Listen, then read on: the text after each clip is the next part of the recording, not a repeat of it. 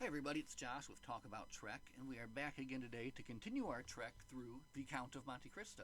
And today we'll be expounding upon parts 7, 8, 9, 10, 11, and 12. Basically the whole second half of the book, because I just went ahead and finished it. I was going to, kind of stop and talk about it between each section as I appoint them, but I just kept rolling. I just wanted to keep rolling with it. So what we'll do is we'll just kind of quickly go through the last section, the big hits, the things that hit me this time, and then and look at some of these fantastic etchings. There's not as many, it appears, from the second half of the book as there was from the first. Of course, you can see the story starts out here in the second half with Maximilian and Valentine meeting up with at their little gate there. And here is Valentine walking with Eugenie Danglars. And of course, Maximilian there with his horse. So, the story where we last left it, basically the Count put his plan into action, right? And the second half of the book, the plan pops off, right? Everything goes into effect, and you're able to see all these little pieces that he's placed into the plan years ago, which is kind of one of the fun things about this too, is you get to think about how far in advance he was planning this, and all the little details he had to work out to get it just right. So basically part 7, the major points of part 7 is the big dinner at Auteuil, right? So this is where he invites all of the conspirators to his new country house. This country house, which was the site of a love affair between Villefort and Mademoiselle Danglars, right? And then they had a baby. They thought the baby died. It didn't die. It was actually taken away by Benedetto and then raised, and of course that is the young Andrea Cavalcanti, right? So this is, and they're all at this dinner where the Count is basically laying, and this is one of the top scenes of this part, where he's laying out the scene and just basically terrifying them to death, right? The people that know exactly what went on there. So you get to meet Cataros again, and one of the big parts about this section of the book that I did not pick up again, and we'll get back to Cataros, is the 2 letters that Danglars wrote. So, and initially in the first part of the book, Danglars wrote the letter that, damned Dantes, right? Now, here in the second part of the book, the Count of Monte Cristo encourages Danglars to write a letter to Janina to request some information about a certain Fernand Mondego, right? And then this letter begins the downfall of the Count de Morcerf. So I was reading this and I was in the shower, and it hit me, and it was so I actually went like ah, and then my wife and son knocked on the door. They thought maybe I'd fallen down or something, but no, I just made a startling revelation as I was reading this. So anyway, another great scene in this section is when the Count basically puts on his 2 personalities, his alter egos, the Abbé Busoni and Lord Wilmore, and then plays those 2 against, kind of against Villefort and against each other to give Villefort the impression, about who this Count de Monte Cristo really is. So just another great scene. And of course this section ends with the scene at the ball, and the Count refusing to take any food from Mercedes. Mercedes knows. Mercedes knows. Anyway, lots of good stuff there. Stuff with telegraphs. The longest chapter title: How to Rescue a Gardener from Dormice Who Are Eating His Peaches. Right, but we got to move on. We got to keep moving on. And we'll just kind of quickly move through these etchings here too as we go. But and we'll just kind of stop at the ones. Look, there's the telegraph that I was talking about. But when we get to something here, so there he was rescuing the gardener from the dormice who were eating his peaches. So here, this is the dinner at Auteuil that we were talking about, and here he's showing them the bedroom where the birth happened, and the garden where they found the buried treasure. And here, look at, she's fainted basically. And look, yeah, we do get to meet Cataros again as a beggar, who comes back again to demand more money from young Monsieur Cavalcante. And of course, a lot of these etchings here too in the last part of the book, they were just kind of like scenes of like a cityscape or something like that, which was very interesting. So it does get kind of less on the we're back to the beginning. Anyway, that's fine. We'll talk more about those etchings later. Let's actually go back to right here. Perfect. So we're gonna have to wrap this up. I say that as we get into part 8 here. Anyway, the Count of Monte Cristo, part 8. Now, this is when like the worst part of the plan takes effect, and this is the part where I'm thinking like, did the Count go too? Well, I think he did go too far, and he even knows he went too far, right? This is when the whole string of poisonings starts. So everyone in Villefort's household starts dropping like flies. His mother-in-law, first his father-in-law, second his mother-in-law, and then his father's servant, and his doctor, his personal doctor, knows that something's going on, and he's allowed it to be kept a secret, but things are not going very good in the Villefort household. And it amazes me that no one stops to even think it could possibly be, Mademoiselle Villefort, right? Villefort's wife. Like, it never pops into anybody's head. It's crazy. The end of this chapter is the end of Cataros' section in the book, where he gets convinced by Cavalcanti to break into the Count of Monte Cristo's house to steal something. Count is in there, dressed up as Abbe Busoni. Great scene there, which I won't be able to show you on the etchings because I don't have them currently. But just a wonderful scene there. The whole ending of Cataros' life, his repentance at the end, is just very well done. And he's one of my favorite characters in the book, to be honest with you. He's a cur, the bad character, but he's also a good. There is this character to him as well. So, all right. So now part 9: to duel or not to duel.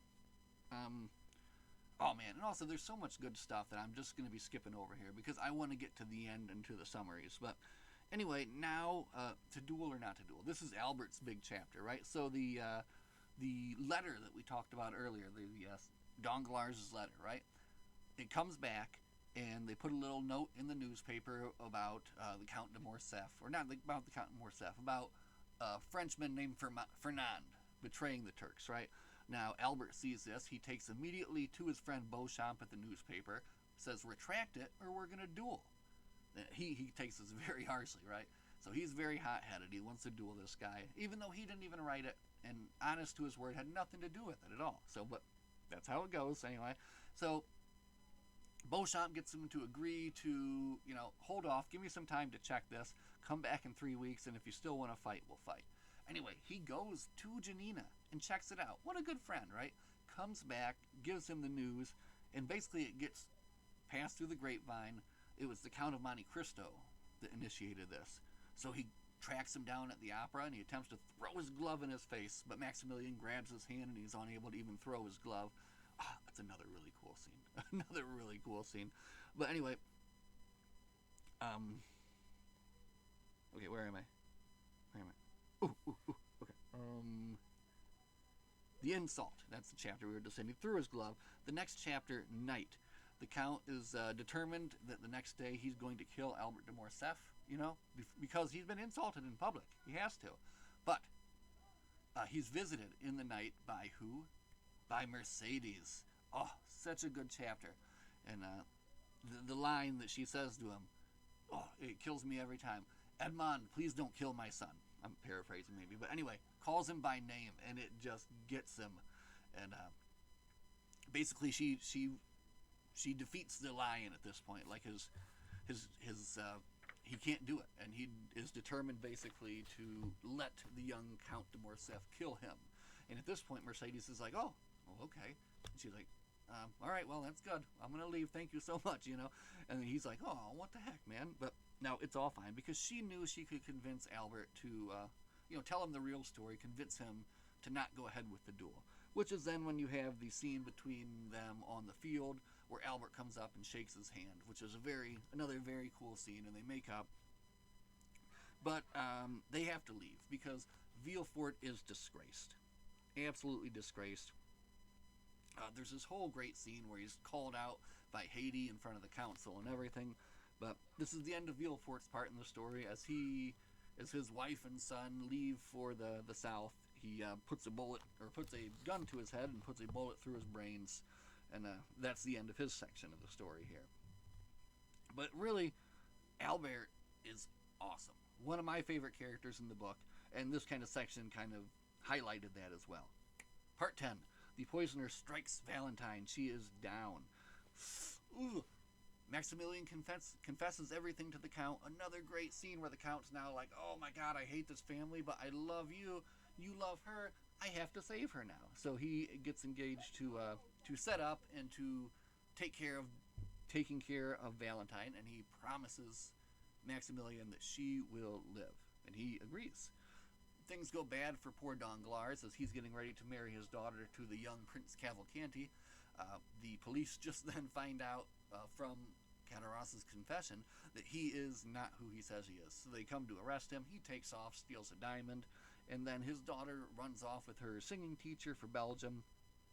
And you have a lovely little scene at the Inn of the Bell and Bottle, which is like a Dumas ad for that hotel, which I love, where eventually he is caught, captured, and taken back in, and the young Mademoiselle Danglars leaves with her singing teacher for parts unknown, right? So they get away and get to have their free life that they wanted, right? She's also a very awesome character too. I'm speed running this because I kind of have to.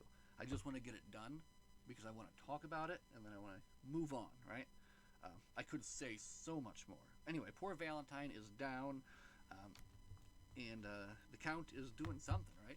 The Count shows how studious and industrious he can be by basically he rents the house next door and somehow builds a tunnel directly into her bedroom through the back of her bookcase. I mean, he can really do anything. If you got the money, you can do anything you want, right? But anyway, in there, he talks to Valentine, tells her what he's doing, and that he's Maximilian's friend, right? Tells her that he's already kind of saved her, by throwing out the poison that she's been given, but not to go to sleep and to watch who comes into the room. And she sees who comes into the room, which is her mother-in-law. And again, why is nobody wants to denounce this woman, who at this point has killed 4 people and tried to kill a 5th? And even now, Valentine's like, no, I don't want to denounce her. So the Count has to go with a different plan. Basically tells her, whatever happens, wherever you wake up, even if you wake up in a coffin, don't freak out. You're going to be fine. Ooh, right? So anyway, she dies. And she has a funeral and everything. It's terrible. The Count goes up to Danglars the next day and draws 5 million francs from him, just to be like, hey, I have this unlimited credit, and I wanted to see if I could do it, and he does. But man, that's not good for Danglars, who has suffered a series of successive failures in business and problems, all instigated by the Count wonderfully.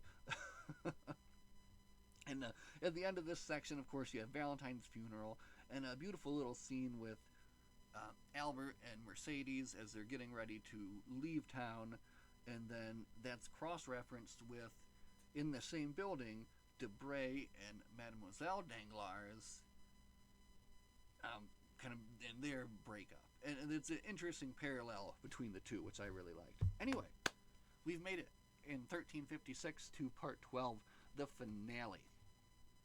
The actual finale. And again, I've skipped over so much, but I feel like I'm hitting the high points, and I'm hitting them decently enough. The finale. The judge, the assizes, this is when everything really falls apart for Villefort, right? So he goes into court, but before he goes into court, he has to enact justice upon his wife, right? He's promised his dad he's going to do it. He knows he has to do it. He told the doctor he was going to do it. He's told everyone he's going to do it, right? So he tells her basically in another crazy scene, I'm going to the courts. You're either going to be dead when I come home by your own hand, and I'm paraphrasing, or I'll drag you to the scaffold myself, right? And she's like stunned. Like she started this day like thinking everything was perfect, and then all of a sudden she's, everything. The jig is up. The jig is up. So anyway, he goes to court, but at court, everything gets terrible at court because the Benedetto, he knows what's up, and he tells everybody that Villefort is his father. He gives all the details, exactly where they're supposed to be, and basically Villefort goes crazy, right? And he's like, and he like runs out of the thing. There's more that happens, but let's say he runs out of the thing. He goes back to his house, and he's like, I can still save my wife. We can still leave. Gets back to his house just as his wife has swallowed the poison, and she dies there in the doorstep. Villefort. You feel for the guy, even though he's so like, the bad guy of the story. But man, things go bad for him. So then he's like, I still have a hope. I have my son. He's looking for his son. He sees his son laying on the couch. Surely he must be sleeping. He's not sleeping. She poisoned him. So she is the worst. She is the absolute worst in this book. Like she's like the awfulest, right? Terrible. The Count comes in, sees everything that happened. Oh man, I forgot to mention the scene. I love that the Count in his home, he keeps a costume of himself as a sailor, so that whenever the need arises, he can change into it and be like, ha ha ha, I'm Edmond Dantes. He does that to Morcerf, and I didn't even bring it up, but it's fantastic. It's fantastic. He just runs out of the room, changes his clothes, comes back as a sailor. It's so good. But anyway, the Count comes here to tell Villefort who he really is, and Villefort's like, do you want to see the vengeance you've done upon me? And he drags him down, and he shows him his dead son. And then the Count's like, my God, have I gone too far? Have I gone too far? And yeah, I think with the poisoning stuff, he went a little too far, right?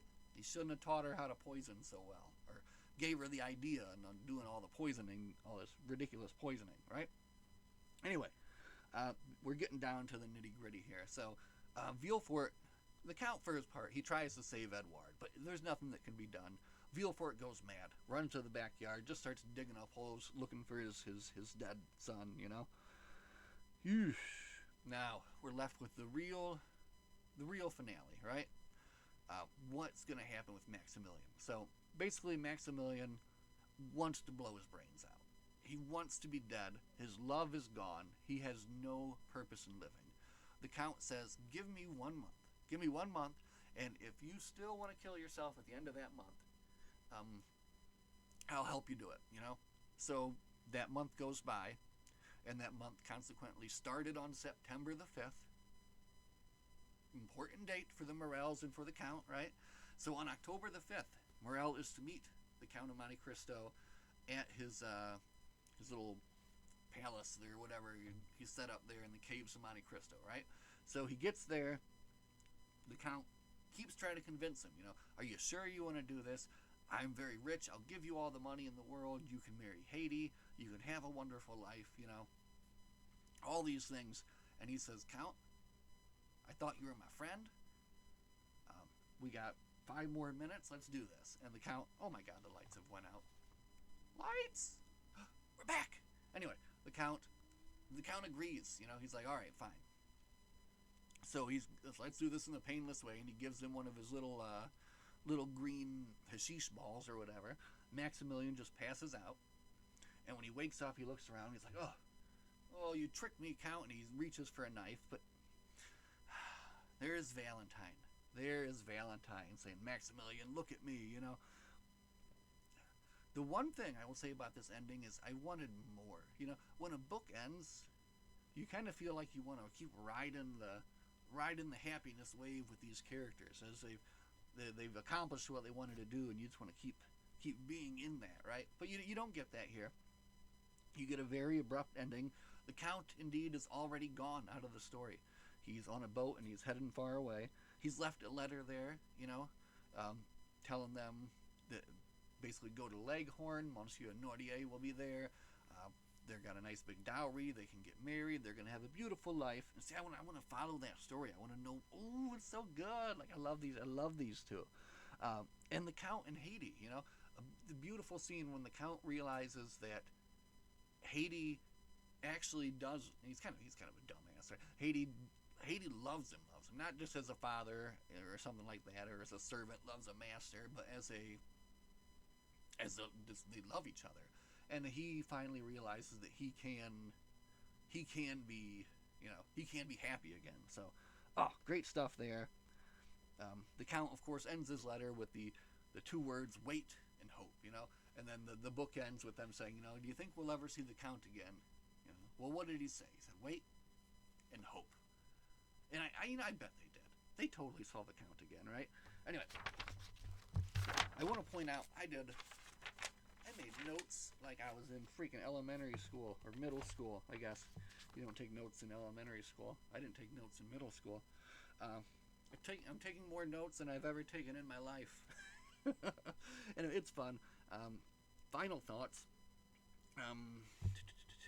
We talked about the melancholy. Did I talk about it? The melancholy feel when you finish a book like this. Yesterday when I finished up, I was just kind of sitting there in a state of like, it was good, but also sad. Anyway, Dumas is a master writer, takes the reader from the depths of hell to the heights of heaven. Just a theme of this book, the lowest of the low to the highest of the high. And that's why he did what he did to Maximilian in the end, right? So he had to take him to the brinks of despair so that he could experience the most great and the highest of love, right? Really harsh. Like, dude, I get what you were doing, but man, you couldn't have just told her she was alive? Told him? I mean, the poor guy had to suffer for a month? Oh. But I know what they're going for. They're going to the lowest to the highest. Also, geography. I love Dumas's grasp of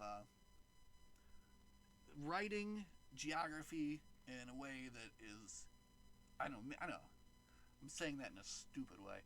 I love the way that he describes locations that makes you know that he was there, that he saw that, and then that helps you be there to see that. You know what I'm saying?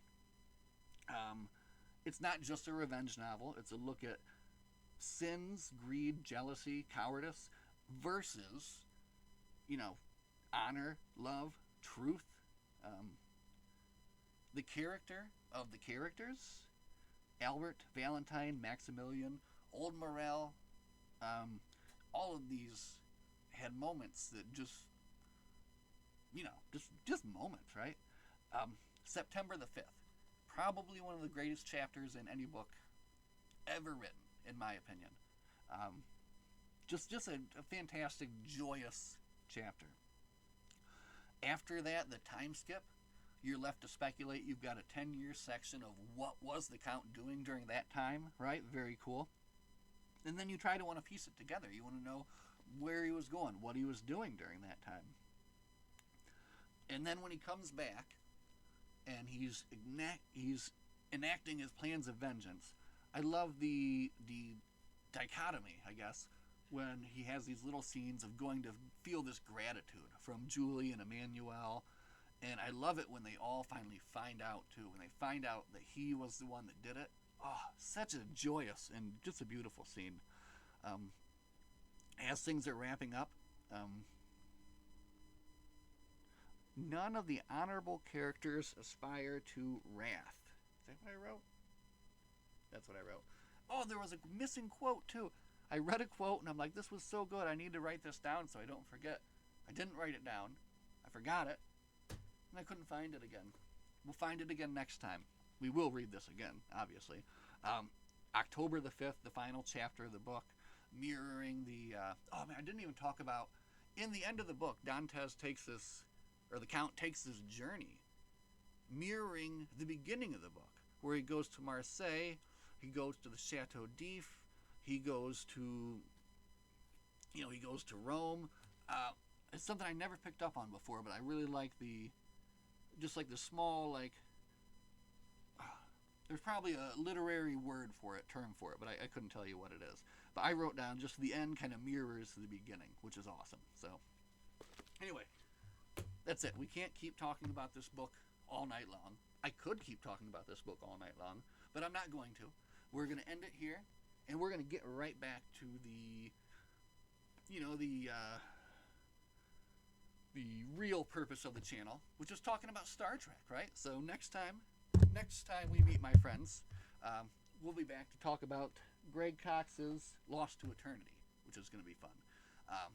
Anyway, I love this book so much.